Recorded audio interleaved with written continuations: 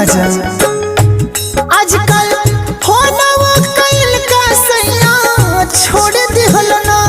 आजकल फोनवा कइल का सैया छोड़ दिहल ना। तो दिलवा कवन सवतिया संग जोड़ लिहल ना। दिलवा कवन सवतिया संग जोड़ लिहल ना। आजकल फोनवा कइल का सैया छोड़ दिहल ना।